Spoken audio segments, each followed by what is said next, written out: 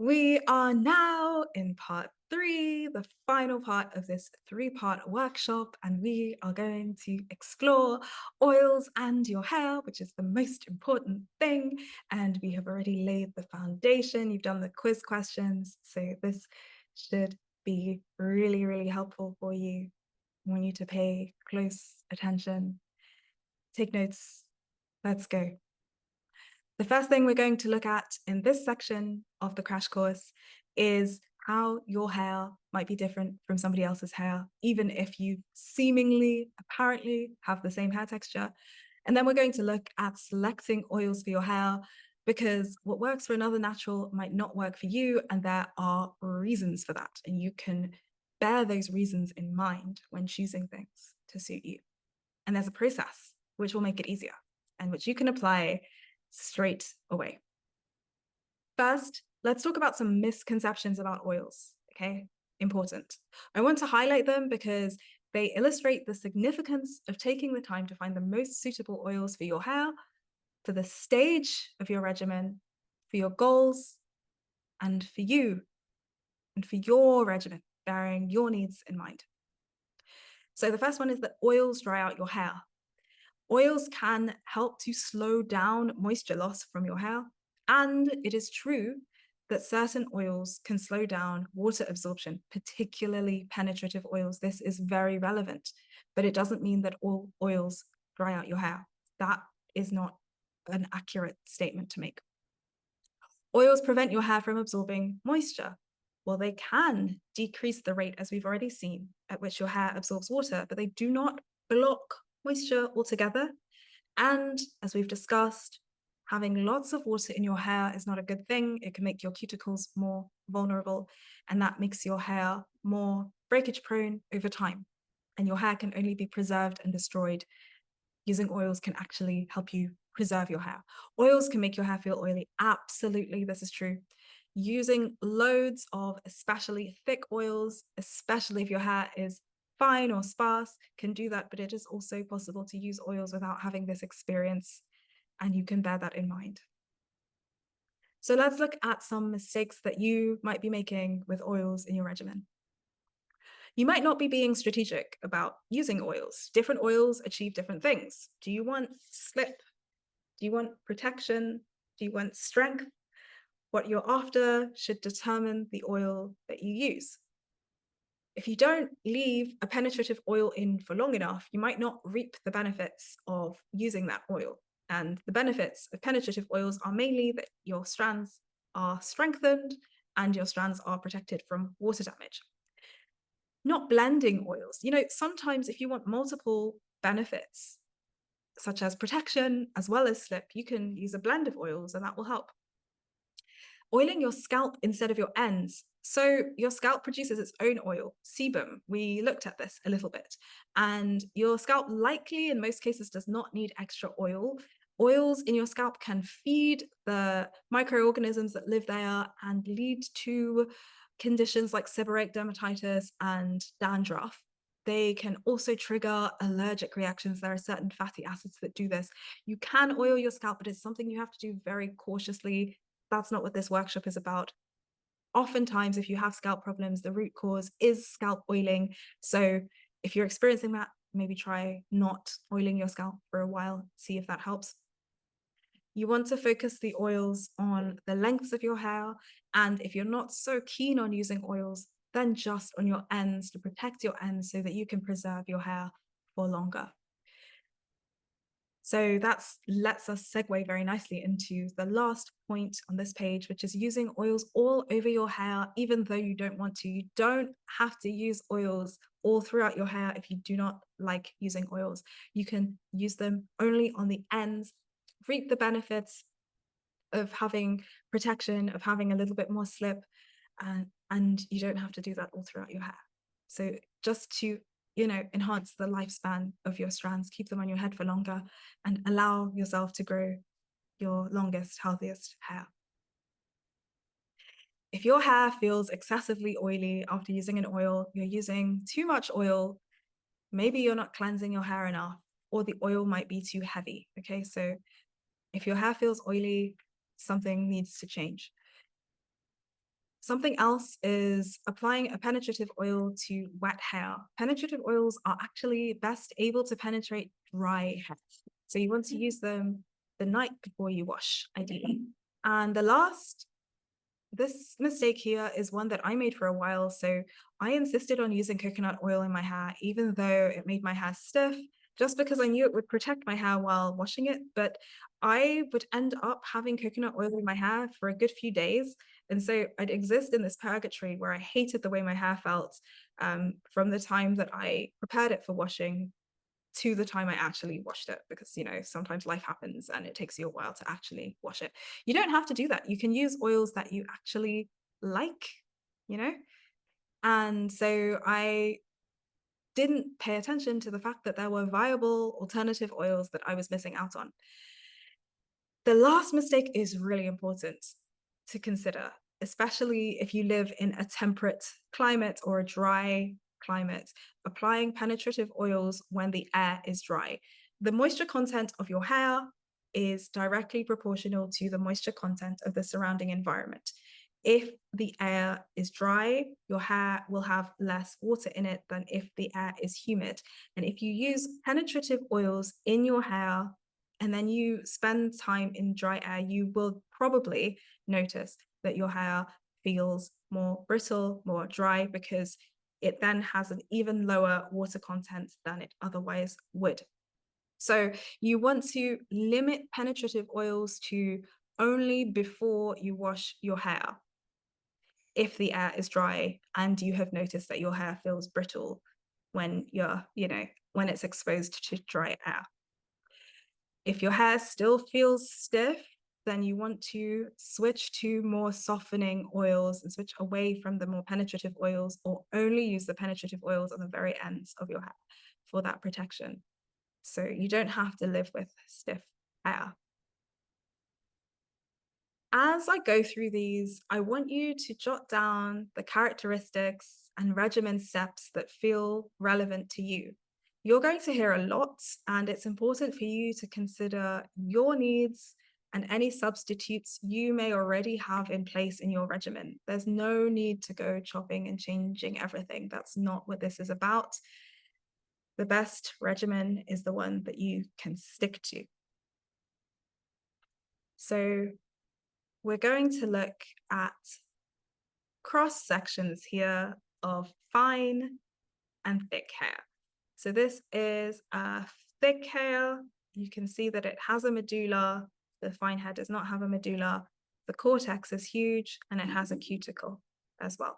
So there's a fine hair, it only has the cortex and the cuticle, and it's obviously a lot thinner than the thick hair. So why is fine hair more easily weighed down than thick hair?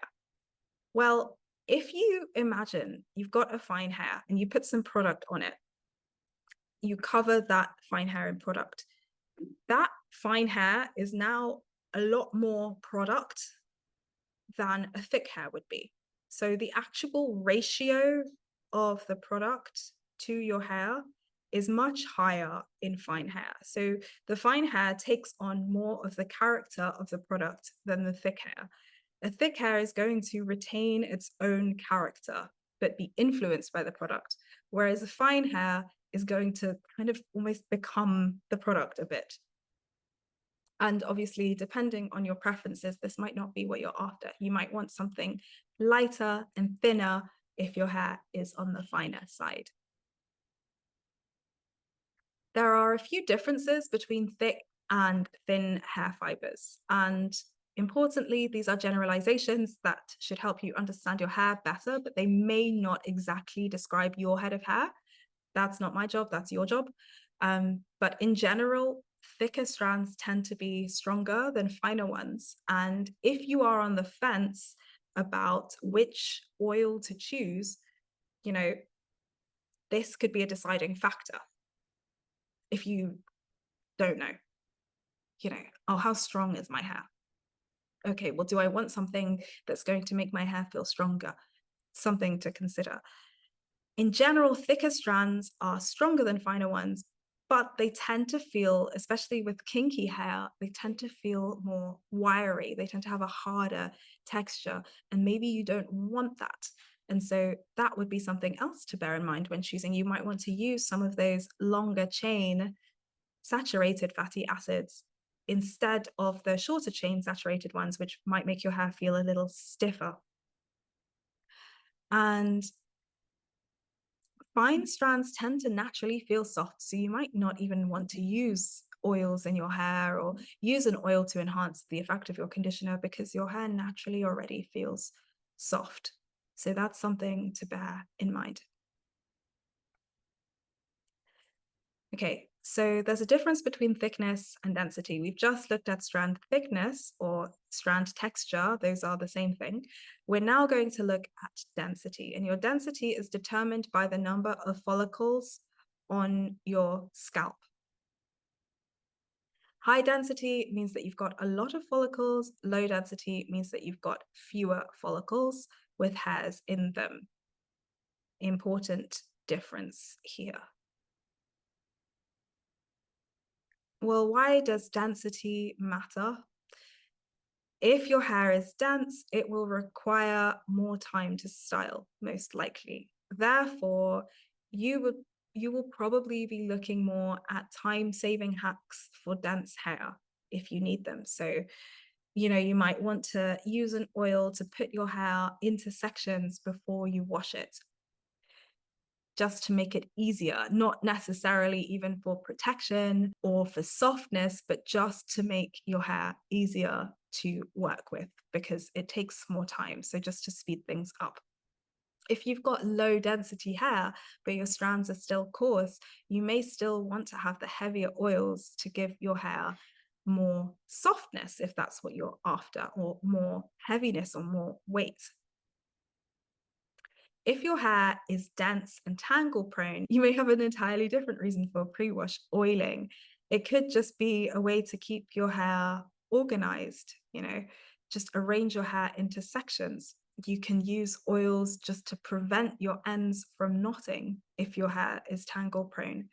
Or you can use an oil after you've rinsed out your shampoo and conditioner to prevent tangling or to minimize tangling. So last year, somebody made a really clever comment on my IG. She said that because her scalp is sensitive, she likes to use butters instead of oils because butters are solid, they don't spread as easily. So that means that they don't flow all the way to her scalp and irritate her scalp, and they stay on her hair. So you might want to use butters to reap the benefits of the protection from oils or butters, but without having to potentially deal with scalp irritation. Pre-cleansing. If you experience a lot of shrinkage and you want to minimize that, then you can use oils to help. You might want to minimize shrinkage because of tangling, or maybe you just like the look of stretched hair. So you can apply a penetrative oil before washing to minimize shrinkage. I've noticed personally that this helps me, especially if I keep my hair sectioned during cleansing and keep it stretched during and then after cleansing, then my shrinkage is really minimized. You might want to oil your hair after you wash it to squeeze out the excess water and help it dry faster. I've noticed that the faster my hair dries, the less it shrinks. And then you might want to use butters also to keep your hair stretched. Butters, which are thicker and harder to spread, can keep your hair feeling stretched for longer. At least that's my experience. So we've got the gorgeous Danielle from Indigenous Strands here, and she's got like thigh length, stunning natural hair. If you've got lofty retention goals and you want to maximize your length retention, as Danielle has shown that she has done with her hair, then you may want to use oils to preserve your hair for as long as possible. For example, you may want to use oils during pre-cleansing to prevent damage from water. You may want to use oils during pre-cleansing just to detangle. You may want to use oils after you wash to keep your strands lubricated after you've washed your hair. You may want to use them on your ends to prevent your ends from knotting, to keep your ends stretched, detangled, and protected. By the way, Danielle has a new product line out, and I strongly believe that what you learn in this workshop will help you choose which of her products might be helpful for you and your hair. So something else to bear in mind when choosing oils for your hair would be your porosity.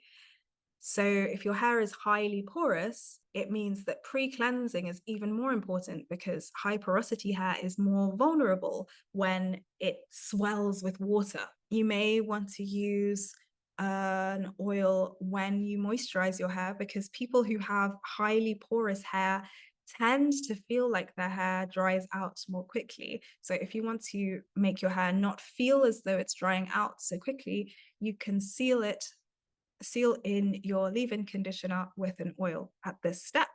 You can use an oil to treat your hair.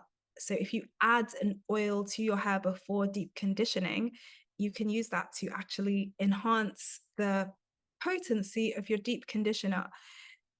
Deep conditioners will bind more strongly to hair that has a little bit of oil in it. So if your hair is low porosity and it naturally doesn't feel like conditioners are affecting your hair, if it doesn't feel like they're doing anything, actually adding a well-chosen oil prior to doing your deep conditioning can really help enhance that feeling of softness with the deep conditioner. You can also use a penetrative oil as your first step if you are working with high porosity hair. So hair that absorbs water very quickly. So you would then use a penetrative oil to protect your hair before adding your liquid, which would be water, and then you would follow up with your leave-in conditioner. So that's also something to bear in mind. So what we've seen so far is that you can use oils and butters in many different ways, and these should be informed by your self-knowledge and also your preferences. Okay, so oils can help you, but there are so many to choose from, and they vary massively. They can have dramatically different effects on the way that your hair feels. In addition, textured hair is particularly sensitive to differences in products. So we tend to notice when something is just slightly different in a product. I have created a method called the FTO method, which makes it easier to identify an oil that might work for you, as well as find replacements in case that oil is not available. But before I change slides, I want you to have some fun. I want you to guess what FTO stands for. This is my 3-step method for investigating an oil and butter and determining whether it might be something for you.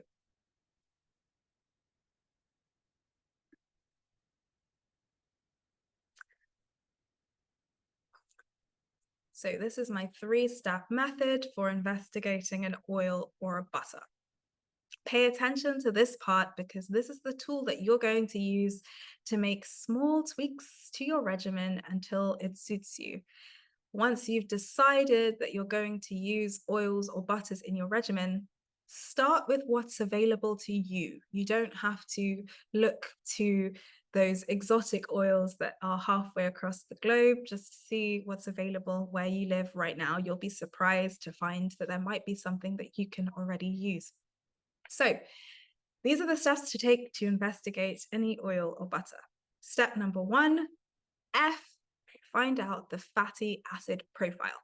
This is going to give you a gauge for how strengthening, softening, or slippery this oil might be. Step number 2, you want to investigate the thickness of the oil. An oil's thickness will help you decide if it will work for your texture. We discussed that if you have fine hair, you might prefer lighter oils. Now, that's not to say that you will definitely prefer lighter oils. There are naturals with fine hair who still prefer thicker oils, but it's just something to bear in mind. you can look at the thickness and consider your preferences and then use those to inform whether this oil might be for you. And lastly, you want to find out the oiliness of an oil, because not all oils will actually leave your hair feeling oily. And there's a simple way for finding out whether an oil is going to be an oily oil or a not so oily oil. So let's look at step number 1, which is F. Let's find out the chain length and the saturation of oils. So the first step is to Google the oil and then fatty acid profile. Super simple. So you put the oil here: mustard seed, broccoli seed, babasu, sweet almond, whatever the oil, you just pop it here.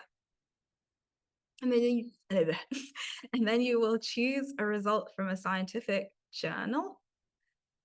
And so we have a result here, which is on none other than coconut oil. I bet you've heard of that one. So I found the fatty acid profile of coconut oil from this paper in Ghana Medical Journal. Okay.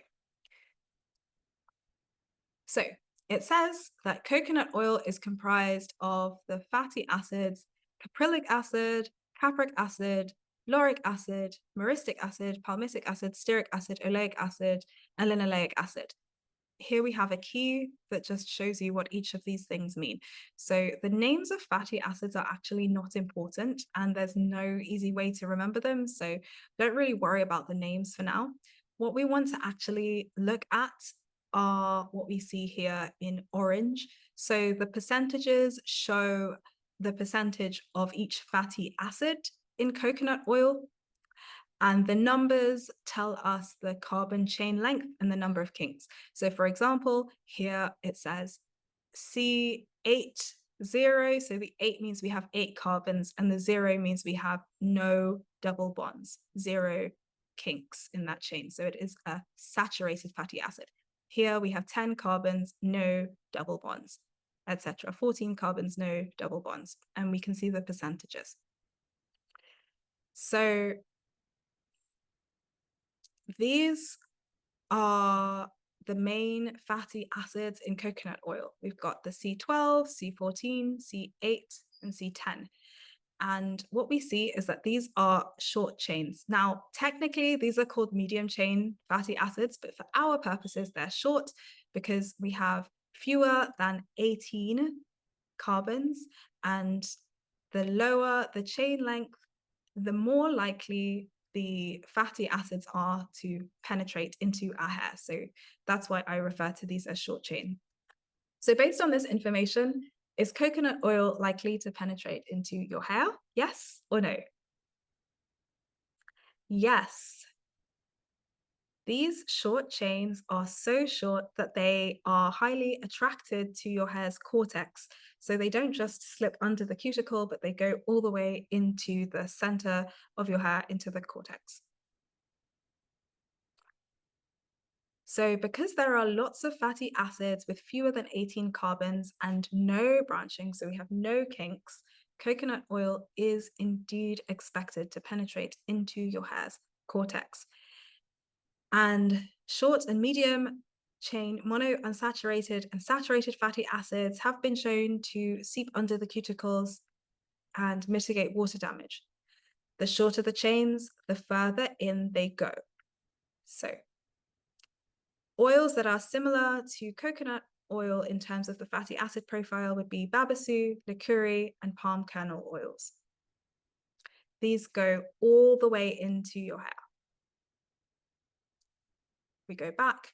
Important, oils that penetrate can make your hair feel stronger. They can also make your hair feel stiff. So that's something to bear in mind.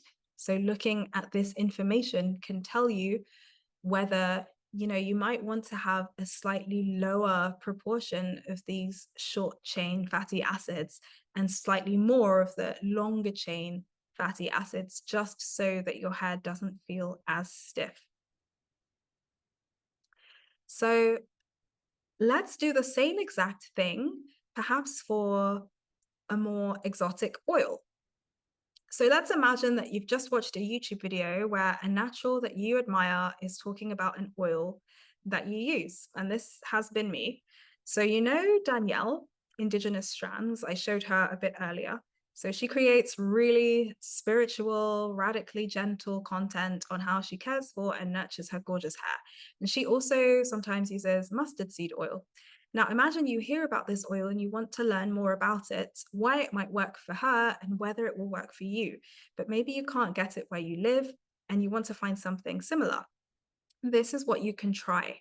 If this is us, just as we did for coconut oil, we're going to look at the fatty acid profile for mustard seed oil. And this is what we find. So we can see here from this table that the most abundant fatty acids in mustard seed oil are this one here, this one, this one, this one, and this one. So we have, and here you can see, so these are saturated fatty acids, monounsaturated fatty acids, and polyunsaturated fatty acids. We can see that the most abundant fatty acids in mustard seed oil are the C18 one at 25%, C22 one at 22%, and C20 one. And then we also have C18 3. So we have some monounsaturated and polyunsaturated fatty acids. So because there are lots of longer chain fatty acids, we wouldn't expect mustard seed oil to penetrate as far into the cortex as coconut oil. But we do still have this one, which is C18-1, which may be able to slip underneath the cuticle, but not so far into the cortex. So in general, you'd expect the ones to go to the cortex to be C16 and below. So the longer chain monounsaturated fatty acids will provide softness, they'll provide slip, and the polyunsaturated fatty acids may help with moisture retention as well. So there are similar oils to broccoli seed oil. We have Prakachi, meadow foam, and Abyssinian oils, which have really similar profiles, and they're really luxurious, slippery, softening oils, which will feel very different in your hair from coconut. Sometimes you want oils to penetrate for protection and for strength. However, these can make your hair feel stiff sometimes, and for some people. And at other times, you want something else, shine, smoothness, detangling. So you don't need your oils to penetrate.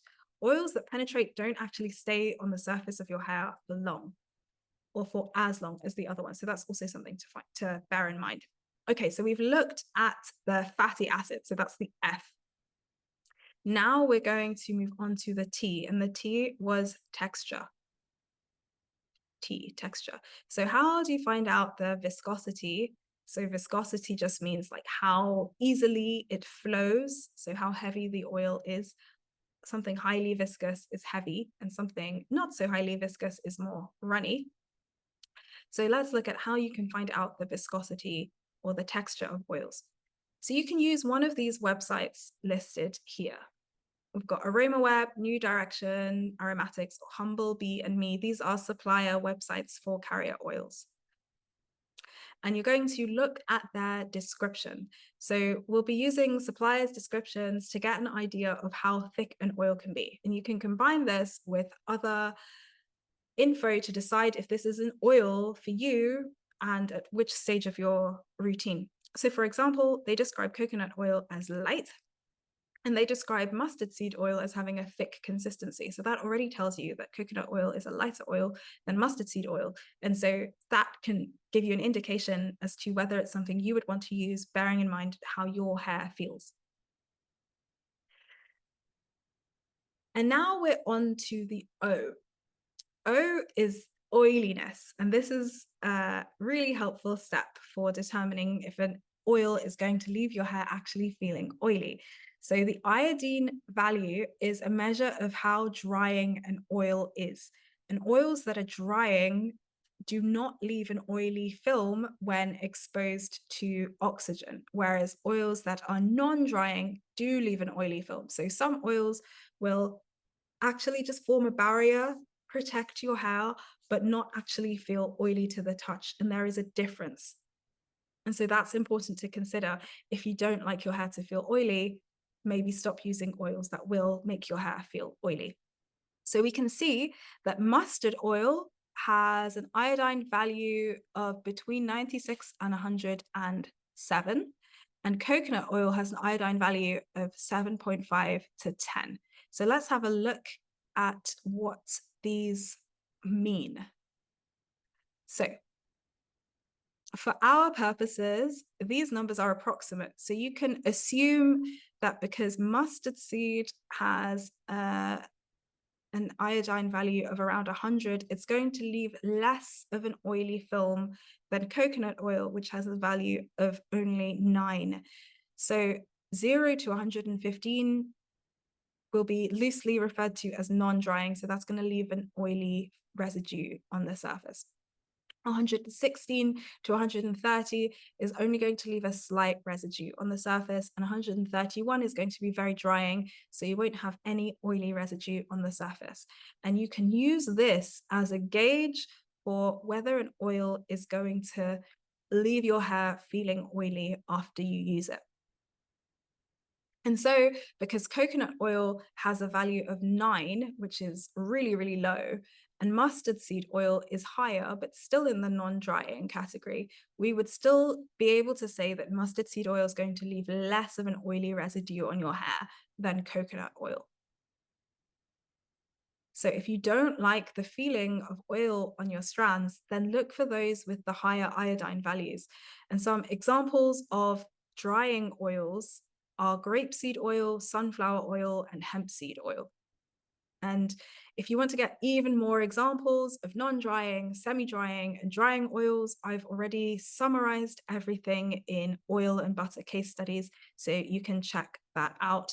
And that's together with the texture and some recommendations for different scenarios to make this even easier for you to implement. Okay, but now you're probably wondering, well, what about butters? Surely it's not the exact same, is it?